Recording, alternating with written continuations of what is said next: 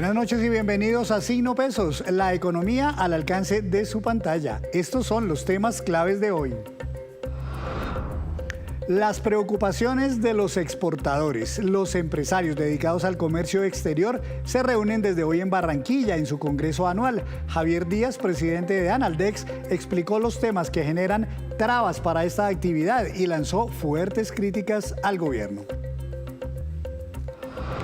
Las cuentas del gobierno no cuadran. El Comité Autónomo de la Regla Fiscal se pronunció hoy sobre las cifras del presupuesto general de 2025 y entregó recomendaciones en torno a los ingresos esperados y a los gastos previstos. Víctor Grosso nos trae los detalles. Se deterioró el flujo de créditos bancarios. La central de riesgo TransUnion reveló que en el segundo trimestre de este año se evidenció un mayor endeudamiento de los hogares, se redujeron las colocaciones de préstamos y muchos colombianos le bajaron a la compra con tarjeta de crédito.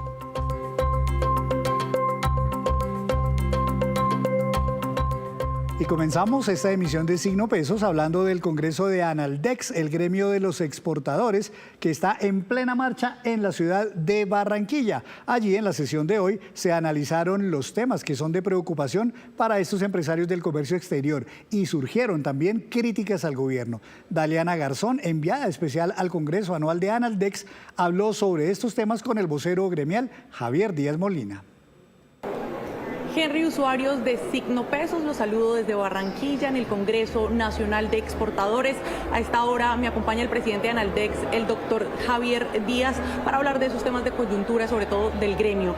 Comencemos por lo esencial, doctor Javier, se trata de la prohibición de exportaciones de carbón a Israel, un decreto que entra en vigencia a partir del día de hoy. Háblenos, por favor, de los impactos económicos que esto trae para el país y también de la postura del gremio frente a este tema.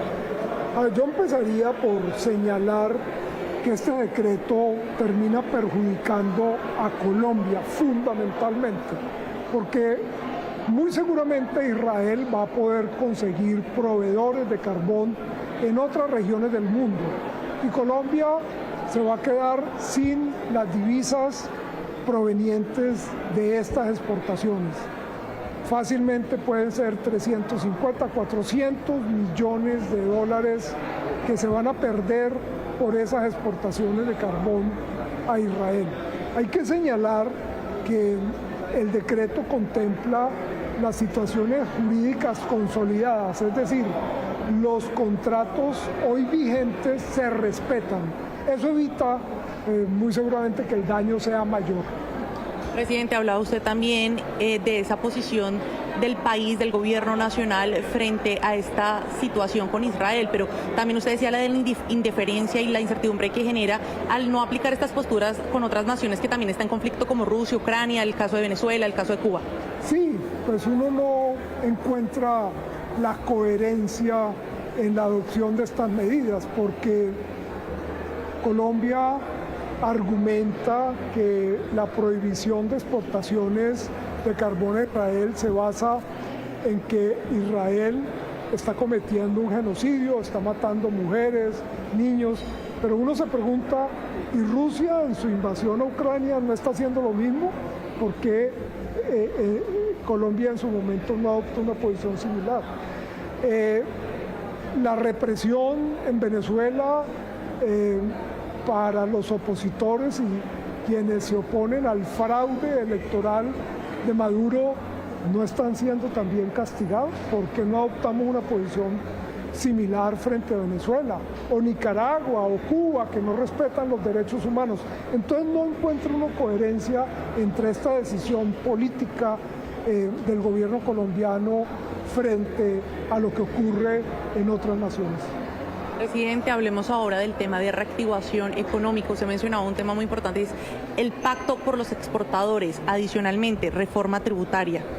Sí, Colombia necesita reactivar su economía y el gobierno ha señalado que está interesado en desarrollar unos pactos para lograr esa reactivación, unos compromisos de lado y lado, tanto de gobierno como del sector privado. Y nosotros le decimos al gobierno, ¿y por qué no un pacto por las exportaciones? Si la economía y la demanda interna de Colombia se ha desacelerado.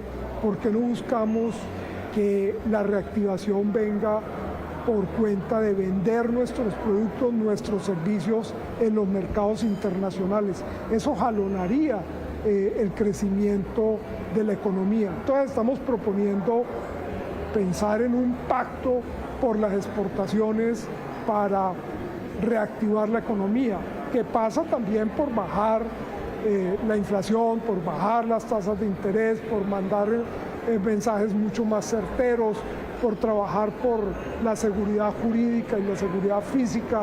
Creo que alrededor de esos temas se puede trabajar para lograr que el crecimiento de la economía este año sea mucho más alto que lo que se ha planteado, alrededor de 1,5, 1,7. Creo que podemos crecer más, pues la economía colombiana tiene un potencial de crecimiento del 4, 4,5%. Crecer por debajo no puede ser satisfactorio. ¿Qué hay que decir frente a la reforma tributaria que ha venido proponiendo el gobierno? Pues a ver, creemos que no es el momento adecuado para plantear una reforma tributaria. Claro, el gobierno ha señalado que lo que quiere es bajarle la tasa de tributación a las empresas. Yo diría que esa es la cara amable de este proyecto, pero no nos ha dicho la segunda parte, y es, si usted le baja la tasa de tributación a las empresas, ¿qué sectores o qué personas jurídicas o naturales van a pagar los mayores impuestos para lograr el ajuste que requiere el presupuesto nacional? 12 billones de pesos, ¿de dónde van a salir? Y si eso se le plantea a las empresas, creo que podríamos terminar con un proceso recesivo en la economía colombiana, porque la economía se ha desacelerado. Meterle impuestos en este momento nos puede conducir a una recesión. Inversiones forzosas también es otra de las propuestas. ¿Usted qué consideración tiene sobre este tema? A ver, sobre ese planteamiento del presidente de imponer unas inversiones forzosas al sector financiero, nosotros no compartimos esa propuesta, porque creemos que va a terminar imposibilitando que la tasa de interés general de la economía baje. Usted puede beneficiar unos sectores prioritarios, pero termina castigando al resto de sectores con tasas mucho más altas, porque si el sector bancario tiene que prestar a unos sectores a una tasa más baja, al resto de sectores le tiene que subir la tasa de interés para poderle pagar a los depositantes sus tasas de interés. Entonces creo que no resulta conveniente cuando lo que necesitamos es bajar la tasa de interés en general de la economía. Presidente, de otro lado, los bloqueos están también golpeando al sector. En lo corrido de este año van más de 212 bloqueos que significan pérdidas billonarias. Sí, este es un tema recurrente, lo hemos vivido en el pasado. Las comunidades que se sienten afectados, que sienten que sus derechos han sido vulnerados, han optado por los bloqueos de vías, desconociendo los derechos del resto de la población. Y en el caso del comercio exterior esto es crítico, porque si usted bloquea una vía, no pueden llegar los productos al puerto o no pueden salir las materias primas, los insumos que requiere el aparato productivo para fabricar sus bienes, con unos costos impresionantes, porque la pérdida de un buque pues significa que usted no va a poder llegar a tiempo a donde sus compradores, y en muchos casos se imponen penalidades, y en el peor de los casos se percibe a Colombia como un proveedor que no es confiable, y terminan buscando proveedores en otras regiones del mundo, en otros países, y desechando los productos colombianos porque el país no es confiable, no es un proveedor que entregue a tiempo. Entonces realmente el llamado es a que no se permitan estos bloqueos, que el gobierno garantice la movilidad y que, reconociendo los derechos de comunidades, no se desconozca el derecho a la movilidad y el derecho al trabajo del resto de la población. Doctor Díaz, para terminar, hablaba usted también en su discurso en la instalación de este Congreso sobre el estatuto aduanero, un nuevo decreto que los está afectando, ¿y por qué?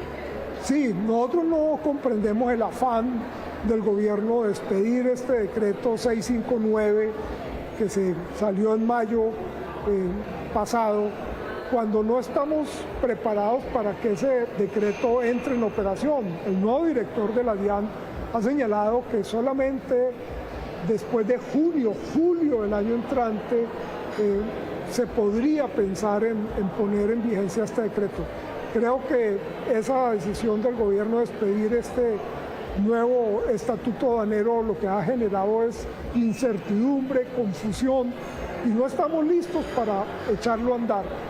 Vamos a aprovechar este tiempo hasta terminar el primer semestre del año entrante para hacer las pruebas, los pilotos, mirar en puertos, aeropuertos, esto cómo funciona y ver si es necesario modificar el decreto, cambiar algunas cosas, porque creemos que pues el decreto termina castigando la logística y termina castigando la competitividad del aparato de comercio exterior del país. Pues doctor Javier Díaz, presidente de Analdex, muchas gracias por su tiempo, por expresarnos las preocupaciones del sector. A ustedes muy amables. Continuaremos acá muy pendientes en el cubrimiento del Congreso Nacional de Exportadores que se desarrolla en Barranquilla Atlántico.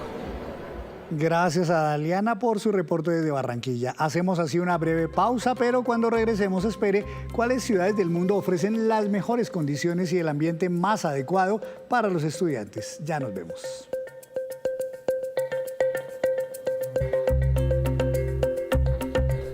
Gracias por continuar en Signo Pesos. A esta hora llega Víctor Grosso con otras noticias claves del día. El tema de esta noche, don Víctor, tiene que ver con el Comité Autónomo de la Regla Fiscal. Sí, para simplificarlo, Henry, buenas noches televidentes. Se le conoce como el CARF, Comité Autónomo de la Regla Fiscal, que hizo un pronunciamiento hoy muy importante sobre el presupuesto general de la Nación del próximo año, del 2025. Recuerde, usted tiene un monto total de 523 billones de pesos y por estos días se está discutiendo en el Congreso de la República para su aprobación. Y hay muchas críticas sobre ese presupuesto. Pero este es el comité que creó la ley para que hablara de estos temas. Henry, aquí no estamos hablando de ANIF, de Fedesarrollo, de congresistas de la oposición, inclusive la mayoría de los integrantes hoy del Comité de la Regla Fiscal ya fueron designados por el actual gobierno. Así que esta opinión es bastante importante y además de ser una opinión, hay cuestionamientos y preocupaciones por lo que está ocurriendo con el presupuesto del próximo año y básicamente dicen que se estarían repitiendo los errores de hace un año sobre el presupuesto general de este 2024 que tanto hemos comentado y que inclusive reconoció el gobierno nacional. Se despiporraron por ahí con algunos cálculos sobre los ingresos y por eso pues el gobierno ha tenido que apretarse el cinturón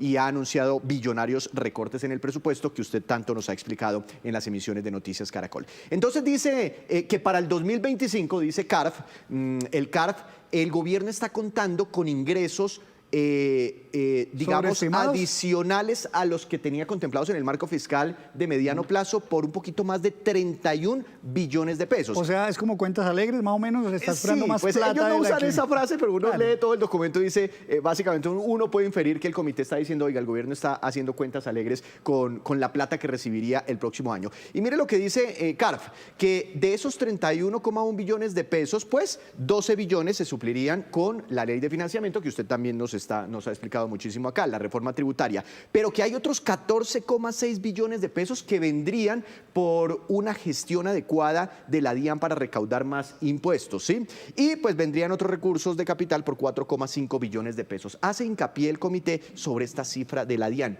¿Cree que no va a ser posible recaudar toda esa plata adicional esperada por el gobierno nacional, entre otras porque la DIAN no está creciendo en personal y en tecnología tanto como se quisiera para mejorar las eficiencias y para poder recaudar esta plata adicional? Y por eso dice, se empiezan a desajustar las cuentas y demás. Y para resumirle el rollo, el Comité Autónomo dice, mire, como van las cosas, es muy posible que el gobierno el próximo año tenga que recortar el gasto público público en 22,6 billones de pesos, porque está contando con unos ingresos que son inciertos, que no hay garantía de que se puedan recuperar, y si no hace ese recorte, Colombia podría incumplir con la regla fiscal. Y es un recorte un poco superior al que ya tuvieron que hacer para este año, ¿no? De 20 billones de pesos aproximadamente. Es que el documento también habla un poquitico del presupuesto de este año y también tiene preocupaciones todavía sobre este 2024. Parece ser que esos 20 billones de pesos, Henry, son insuficientes, los del 2024,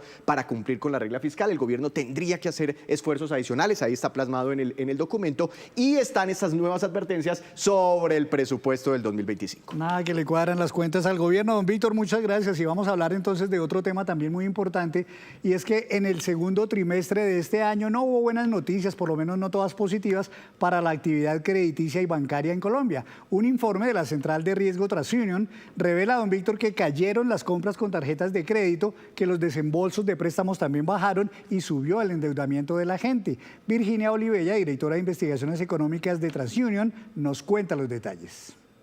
El informe de tendencias de la industria de crédito de TransUnion también señala que la deuda promedio de los consumidores continuó creciendo en el segundo trimestre de este año, aunque a un ritmo más lento que en el segundo trimestre del año pasado.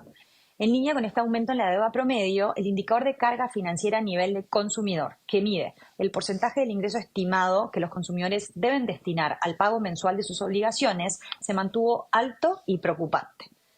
En particular, si bien el indicador de carga financiera para los portafolios de créditos sin garantía disminuyó ligeramente para todos los niveles de riesgo al comparar mayo 2024 con mayo 2023, sigue siendo significativamente más alto que los niveles de mayo 2022. Además, en la cartera de créditos con garantía, el indicador de carga financiera de mayo 2024 fue más alto que el de mayo 2023 y el de mayo 2022 para todos los niveles de riesgo. Nuestro más reciente informe de tendencias de la industria de crédito en Colombia nos muestra que el acceso al crédito para los colombianos continúa enfrentando desafíos, en parte debido al aumento del endeudamiento, pero también al deterioro en el comportamiento y a la percepción de los consumidores sobre el alto costo del crédito, lo que ejerce una gran presión sobre la dinámica de crecimiento en el mercado de crédito en Colombia. En este contexto, los nuevos créditos de libranza y los nuevos créditos de vivienda fueron los únicos que observaron crecimientos positivos año contra año en este trimestre, impulsados en parte por los subsidios del gobierno en el caso de créditos de vivienda y por la competencia de tasas de interés, particularmente entre las entidades de crédito de libranza. La oferta para el resto de los productos de crédito disminuyó por sexto trimestre consecutivo en este segundo trimestre del año, con la caída más significativa observada para tarjetas de crédito, en 38% año contra año. Y antes de despedirnos, los dejo con este dato. El siguiente es el top 5 de las mejores ciudades para los estudiantes. En primer lugar, Londres, luego viene Tokio, Seúl, Melbourne y Múnich. Y así terminamos por hoy. Los esperamos mañana con una nueva emisión y toda la información económica que usted necesita saber. Esto es Signo Pesos, la economía al alcance de su pantalla. Buenas noches.